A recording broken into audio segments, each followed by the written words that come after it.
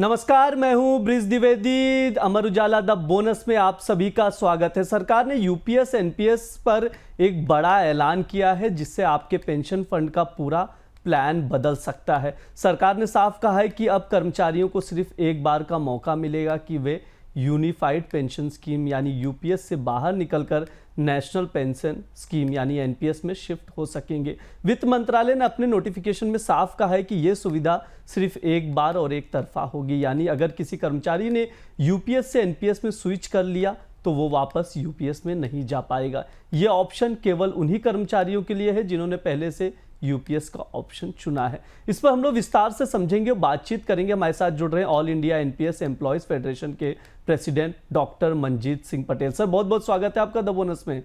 जी द्विवेदी जी, बहुत बहुत धन्यवाद आपका। सर, सरकार ने जिस तरह से फैसला लिया और इसका ऐलान किया, इसे आप कैसे देख रहे हैं? इसके अलावा क्या लग रहा है कि सरकार ने जो सेवानिवृत्त हैं, रिटायर्ड है, से पहले यूपीएस से एनपीएस में वापस जाने का प्रावधान भी कर दिया, क्या इससे यूपीएस को स्वीकार करने वालों की संख्या बढ़ जाएगी क्या? द्विवेदी साहब, देखिए, पहले भी हमने ये बात कही थी कि यूनिफाइड पेंशन स्कीम को अलग से कोई पेंशन स्कीम बनाने की सरकार को जरूरत थी ही नहीं। सरकार जो 14% से 18.5% कर रही है, वो पैसा एक पूल कॉर्पस में रहेगा। एम्प्लॉय को तो दे ही नहीं रहे वो। और 20 साल पहले, 25 साल पहले ये तय कर पाना कि उसके लिए एनपीएस बेहतर होगा या यूपीएस बेहतर होगा, ये बहुत मुश्किल था, चैलेंजिंग था। तो ये बात हमने 24 फरवरी 2025 को माननीय मंत्री जी को बताई भी थी, समझाई भी थी कि अगर आपको यूपीएस चलाना है तो एनपीएस तो एज इट इज जैसे आपने बदलाव एनपीएस में किए थे, यूनिफाइड पेंशन स्कीम नया नहीं है, ये एक एनपीएस में बदलाव है। और इस बदलाव को आप कंपलसरी सब पे एक बार लागू कर देते। आप एनपीएस में सरकारी अंशदान को सीधे सीधे बढ़ा के 18.5% कर देते और कर्मचारी से ये कहते रिटायरमेंट पर या वॉलंटरी रिटायरमेंट पर या कंपलसरी रिटायरमेंट पर, जैसा भी रिटायरमेंट होता, उस समय आप कर्मचारी से कहते कि भाई आपको ओपीएस चाहिए या एनपीएस चाहिए या यूपीएस चाहिए। अगर वो कहता उसे एनपीएस चाहिए, उसको एनपीएस से पेंशन देते। अगर वो कहता उसे यूपीएस चाहिए तो यूपीएस के हिसाब से कैलकुलेशन कर देते। अगर वो कहता ओपीएस चाहिए तो सारा कर्मचारी वाला अंशदान कर्मचारी को दे देते ब्याज सहित, सरकार वाला अंशदान सरकार को पास चला जाता और कर्मचारी को ओपीएस मिल जाता।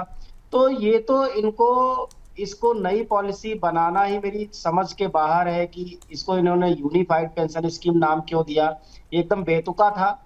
और हाँ, इससे अभी जो इन्होंने किया कि एक बार रिटायरमेंट से पहले अगर किसी ने, मान लीजिए आज किसी ने, अभी तो चूंकि 30 सितंबर लास्ट डेट है यूनिफाइड पेंशन स्कीम में जाने की केंद्रीय कर्मचारियों के लिए, और अभी जो ऑटोनोमस है बॉडीज, उनके लिए अभी ये ओपन ही नहीं हुआ है, स्टेट गवर्नमेंट के लिए अभी ओपन ही नहीं हुआ है, यहाँ तक कि दिल्ली सरकार के जो यूनियन टेरिटरीज के कर्मचारी हैं उनके लिए भी ओपन नहीं हुआ है। तो सरकार ने ये कहा है कि अगर आज कोई यूपीएस को ऑप्ट कर लेता है और रिटायरमेंट के समय अगर उसको ये लगता है बीच में कभी कि यूपीएस से बेहतर एनपीएस है, तो वो एक बार फिर से यूपीएस से एनपीएस में वापस जा सकता है। तो ये अभी भी पोर्टल ओपन नहीं हुए, तमाम जगहों पर जो है ऑफिस को प्रोसेस ही नहीं पता कि होगा कैसे, जो रिटायर हो गए उनको भी नहीं पता कैसे होगा। तो ये एकदम बिल्कुल बेकार है। सरकार को चाहिए कि अगर वो यूपीएस को जिंदा देखना चाहती है तो सरकारी अंशदान को ही 18.5% करना पड़ेगा, ये तरीका हो सकता है। फिर सरकार रिटायरमेंट पे पूछ सकती है वो आप कौन सी वाली पेंशन लेना चाहते हो। इससे क्या होगा कि ओपीएस का रास्ता भी आसान हो जाएगा, कर्मचारियों को रिटायरमेंट पे लगेगा अगर कि उनको एनपीएस बेहतर है तो वो लोग एनपीएस में भी जा सकते हैं। लेकिन आज से इसको एक बार स्विच करें फिर रिटायरमेंट के पहले स्विच करें, ये बेतुका है एकदम द्विवेदी साहब। सर, इससे एक चीज़ समझना चाहिए, क्या ऐसा मान सकते हैं कि जिस तरह से स्विचिंग का ऑप्शन दिया गया, एनपीएस यूपीएस का बार बार जिक्र किया जा रहा है, तो इससे ये साफ हो गया या आप वापस इस तरह से एनपीएस और यूपीएस में से कोई एक देख सकते हैं, लेकिन ओपीएस पूरी तरह से खत्म हो गया, उसकी कोई उम्मीद नहीं है? नहीं नहीं नहीं द्विवेदी साहब, ऐसा नहीं है। देखिए, मैंने पहले भी कहा है, UPS is the gateway of old pension scheme. बड़ी सीधी सी बात है, क्योंकि यूपीएस क्या है कि आपको बेसिक सैलरी और डियरनेस अलाउंस के सापेक्ष पेंशन देने की गारंटी देती है। तो ये एक ओपीएस पैटर्न पे आया है। ओपीएस में क्या था, अंतिम बेसिक का 50% था। यूपीएस में क्या किया, 12 महीने का एवरेज बेसिक का 50% किया। डीए वहां भी था, डीए यूपीएस में भी है। तो मैं ये मानता हूं कि यूपीएस एक गेटवे है ओल्ड पेंशन स्कीम का, और ओल्ड पेंशन स्कीम जैसी सुरक्षा प्रदान करने के लिए सरकार यूपीएस लेकर के आई है। उसने 25 साल की बाध्यता लगाई है 50% पेंशन के लिए। तो अभी यूपीएस ओपीएस तो नहीं है, लेकिन 80% ओपीएस के पास पहुंच गई है। एक छोटा सा बदलाव कि 25 साल को अगर घटा करके वो 50% पेंशन के लिए यूपीएस में ही 20 साल की सेवा कर देते हैं। दूसरी बात है कि एवरेज करने की बजाय वो जो है आखिरी वेतन का 50% दे दे और कर्मचारी का अंशदान वापस कर दे, जो इसमें वापस नहीं कर रहे हैं, तो वो ओपीएस बन जाएगी, अपने आप ही ओपीएस बन जाएगी। तो ये तो कभी नहीं कहा जा सकता कि ओपीएस की डिमांड बंद हो जाएगी, या ओपीएस का मतलब जो सरकार ने चैप्टर बंद कर दिया, ऐसा संभव नहीं है। क्योंकि पूरे देश में 98 साढ़े 98 लाख कर्मचारी हैं, और वो सब जानते हैं, पढ़े लिखे लोग हैं, नौकरी पेशे वाले लोग हैं, सिलेक्शन से आए हुए लोग हैं, वो सब जानते हैं कि कितना अंतर है और कितना अभी बाकी है। तो ओपीएस की डिमांड तब तक चलती रहेगी जब तक सरकार जो है कर्मचारी का अंशदान पूरी तरीके से जीपीएफ के तौर पे वापस नहीं करती है। Sir, OPS, UPS, OPS, NPS पे हम लोग बातचीत कर रहे हैं। मैं एक चीज़ और समझना चाहूँगा, सरकार इतना जोर यूपीएस पर क्यों दे रही है, ये एक सवाल है। दूसरा ये है कि विपक्ष भी इस मुद्दे पर अब बात करता हुआ नज़र नहीं आ रहा है। राजनीतिक जो गलियारे हैं पूरा हम लोग देख रहे हैं, वोट चोरी वाला मुद्दा चल ही रहा है, ये सब हम लोग देख ही रहे। फिर आप इसे बिहार चुनाव में मुद्दा कैसे बनाएंगे? नहीं नहीं, बिहार चुनाव में देखिए, ये बात तो सच है कि राजनीतिक गलियारों में बहुत ज्यादा हलचल अभी नहीं है, लेकिन लेकिन मुद्दा है। और अभी राहुल गांधी जी को भी कुछ लोगों ने वहां अपना ज्ञापन दिया है, जब मतलब जो है बिहार में वो कैंपेनिंग कर रहे थे। नीतीश कुमार जी को भी ज्ञापन दिया है, जो वर्तमान सरकार के मुख्यमंत्री हैं। तो सरकार से भी आग्रह किया जा रहा है, कर्मचारी वहां दबाव बनाने की रणनीति अपना रहे हैं। हमारा भी नालंदा में एक बहुत जल्दी एक रैली होने वाली है, जो माननीय नीतीश जी का गृह जनपद कह लीजिए, या कह लीजिए कि वहां से वो चुनाव लड़ते हैं। तो वहां हम भी एक रैली प्लान कर रहे हैं, नालंदा में होगी हमारी, बहुत जल्द रैली होगी। और कोशिश रहेगी कि बिहार चुनाव में ओल्ड पेंशन स्कीम का मुद्दा प्रभावशाली मुद्दा साबित हो, और सरकार को भी, जो सत्ता में है वहां नीतीश जी की जो सरकार है वो भी, और जो विपक्ष भी है वो भी इस मुद्दे पर बात करे। जी तो ऐसा तो बिल्कुल। नहीं है कि ओपीएस वहां मुद्दे से गायब है। रही बात सरकार की कि सरकार ने पल्ला झाड़ लिया है या राजनीतिक दल इस पर बात नहीं कर रहे हैं, देखिए कर्मचारी 1% हैं, और उसके अलावा मतलब चूंकि जनता का जो आम जनता है उसका रेशियो बहुत बड़ा है, तो उसके मुकाबले हालांकि आपको वो चीज नहीं दिखेगी, लेकिन पुरानी पेंशन बहाली का मुद्दा बिहार में बढ़ चढ़ करके गूंज रहा है। और अगर आप कैंपेनिंग खुद करेंगे, देखेंगे जाकर के, तो आपको दिखेगा भी कि पुरानी पेंशन को लेकर के लोग कितना संजीदा है। लेकिन सर, पिछली बार भी जब ये मुद्दा उठा तो ओपीएस को लेकर, तो सरकार ने ये भी साफ कहा कि इस पर कोई भी बातचीत करने की आगे संभावना नज़र नहीं आ रही है, किसी भी कीमत पर बहाली होती हुई नहीं दिख रही। लेकिन आप कह रहे हैं हर हाल में ओपीएस ही। तो क्या ओपीएस केवल एक मुद्दा है या कोई इसका हल भी है? क्योंकि सब अपनी अपनी राजनीति चमका रहे हैं, कुछ ज़्यादा इस पर बातचीत नहीं हो रही। अगर हल है तो क्या है आपकी नज़र में, क्या सोल्यूशन है इसका? द्विवेदी साहब, देखिए राजनीति चमकाने वाले तो वो तो चमकाते ही रहेंगे, वो चाहे कोई भी हो, राजनीतिक दल के लोग हों चाहे संगठन के लोग हों, कोई जिनको राजनीति करनी वो तो राजनीति करेंगे, और मुद्दों से राजनीति होती भी है, इसमें मैं इनकार नहीं करता हूँ। लेकिन मैं बार बार कहता हूँ कि सरकार ने जब 2004 में एनपीएस शुरू किया था, उसके बाद पहला बदलाव 2018 में किया, सॉरी 2019 में, 1 अप्रैल 2019 में। तो आप समझिए कि 4 से लेकर के 2019 तक का सफर, यानी 15-16 साल होते हैं। 15-16 साल तक का जो टाइम रहा वो एकदम साइलेंट जोन रहा, उस पर कोई हरकत नहीं हुई। जब कर्मचारियों ने आंदोलन शुरू किया तो पहला बदलाव हुआ।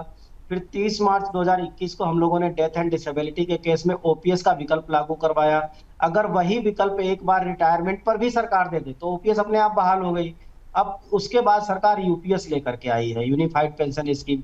अब यूपीएस में भी लगातार बदलाव हो रहे हैं। मतलब ये है कि हम एनपीएस से ओपीएस की तरफ स्विच कर रहे हैं, शिफ्ट कर रहे हैं। बीच में यूपीएस आया है, लेकिन हमारी जो दिशा है, हमारी जो डायरेक्शन है, हम ओपीएस के करीब बढ़ रहे हैं। और मैं द्विवेदी साहब एक बात फिर से कह रहा हूं कि अभी हमने 9 नवंबर को दिल्ली में जंतर मंतर पर एक विशाल रैली रखी हुई है। पूरे देश से लोग इसमें इकट्ठे होंगे इस रैली में। तो उसके पहले 1 अक्टूबर को माननीय प्रधानमंत्री जी का ध्यान आकर्षित करने के लिए हम लोगों ने पूरे देश में कैंपेनिंग रखा है। बैलून छोड़ेंगे, तिरंगे तिरंगे बैलून छोड़ेंगे, उन सब पर ओपीएस की डिमांड लिखेंगे और सभी महानगरों से, सभी राज्यों के मुख्यालयों से इस अभियान को हम लोग अंजाम देंगे। तो ऐसा नहीं है कि डिमांड बंद हो गई, सरकार को ओपीएस पर जाना पड़ेगा। मैं बार बार कहता हूं कि 20% ही समस्या बची है, 80% समस्याएं रिजॉल्व हो चुकी है। तो 20% जो समस्या बची है उसको भी सरकार को रिजॉल्व करना ही पड़ेगा। और एक सबसे बड़ा इसमें एक बहुत अहम, बहुत महत्वपूर्ण इसमें जो है एक सुधार किया जा सकता है और उससे केवल कर्मचारियों को ही नहीं, सरकार को भी फायदा है। मैं अक्सर ये बात बोलता हूं कि चाहे 14% हो सरकार का अंशदान का, चाहे 18.5% हो, सरकार की जेब से एक बार वो पैसा निकला, मान लीजिए 35 साल नौकरी की किसी ने, तो 35 साल तक हर महीने सरकार ने 18.5% कंट्रीब्यूशन एक्स्ट्रा दिया। वो पैसा सरकार को कभी वापस नहीं जाता है, वो या तो कर्मचारी और उसके परिवार को जाता है, और या फिर वो जिनसे एनुटी, जो सर्विस प्रोवाइडर कंपनियां हैं जिनसे कर्मचारी पेंशन लेगा, वो पैसा उन कंपनियों के पास जाएगा। हम जो बता रहे हैं कि सरकार एक विकल्प केवल देना है, केवल एक विकल्प देना है कर्मचारी को, रिटायरमेंट पर, वॉलंटरी रिटायरमेंट पर और कंपलसरी रिटायरमेंट पर जी सर। केवल एक विकल्प देना है कि उससे ये कहना है कि अगर उसको ओपीएस चाहिए, 50% पेंशन चाहिए, तो सरकार का जितना अंशदान है ब्याज सहित वो वापस कर दे कर्मचारी। तो जिसको ये लगेगा कि उसको, उसके लिए ओपीएस ठीक है, उसके स्वास्थ्य और लाइफ एक्सपेक्टेंसी के हिसाब से, तो वो ओपीएस ले लेगा। जिसको ये लगेगा नहीं मेरा कॉर्पस ज्यादा है, तो बिल्कुल सर। रिटायरमेंट ले लेगा। तो इसमें कोई बहुत बड़ा ये है नहीं। जब आप रिटायरमेंट से पहले अगर डेथ या डिसेबिलिटी होती है, वो चाहे 1 दिन पहले हो और चाहे 20 साल पहले हो जाए, तो आप भी वो विकल्प दे रहे हो, तो उसी विकल्प को रिटायरमेंट पर भी दे दो। सबसे बड़ी जो बात है द्विवेदी जी, वो ये है कि 35 साल तक जो पैसा सरकार ने कंट्रीब्यूट किया है एक्स्ट्रा, वो एक्यूमुलेटेड फंड के रूप में सरकार के पास एकदम से वापस चला जाएगा। सपोज दैट आप समझिए कि 2033 में जब बड़े पैमाने पर रिटायरमेंट होंगे, तकरीबन 1 लाख लोग रिटायर होंगे उस समय उन 1 लाख लोगों का जो एक्यूमुलेटेड अमाउंट है, हम उसमें से केवल अगर सरकार का अंशदान पूरा पूरा निकाल दें, तो वो कम से कम 2 से 3 लाख करोड़ रुपए बैठता है। वो सरकार के पास एकदम से वापस जाएगा, जो ना एनपीएस में जा रहा है पैसा सरकार के पास, ना यूपीएस में जा रहा है। जी सर, मतलब कुल मिला के बात यही है कि ओपीएस की बहाली होनी चाहिए। हाँ सर, बिल्कुल जी बिल्कुल। और ये संभव है। सरकार ने जिद पकड़ रखी है कि वो यूपीएस बनाएगी, वो फिर इसमें एक और अमेंडमेंट करेगी, फिर तीसरा अमेंडमेंट करेगी। ये जिद का मुद्दा नहीं है, ये मुद्दा है लोगों के कल्याण का और भारत की इकोनॉमी का। हम इकोनॉमी को भी बूस्टअप देना चाहते हैं, उसमें सहयोग देना चाहते हैं, और लोगों के कल्याण के लिए जरूरी है कि रिटायरमेंट पर उनकी सामाजिक आर्थिक सुरक्षा सुनिश्चित की जाए। जी सर, बिल्कुल। लगातार सर की ओर से मांग की जा रही है। ये शो हमने इसीलिए रिकॉर्ड किया कि जो बातें हैं वो प्रमुख रूप से निकल कर आ पाए। बहुत बहुत शुक्रिया सर आज की चर्चा में जुड़ने के लिए, इतना विस्तार से बातचीत करने के लिए। ये हमने जी सर ओपीएस एनपीएस पर बातचीत की, लगातार यूपीएस पर शिफ्ट, यूपीएस से एनपीएस में शिफ्ट होने का एक मौका भी दिया गया है सरकार की तरफ से, उसी के ऊपर पूरा ओवरऑल डिस्कशन था। आप लोग देखते रहिए द बोनस चैनल को, सब्सक्राइब करिए, वीडियोस को शेयर करिए। धन्यवाद।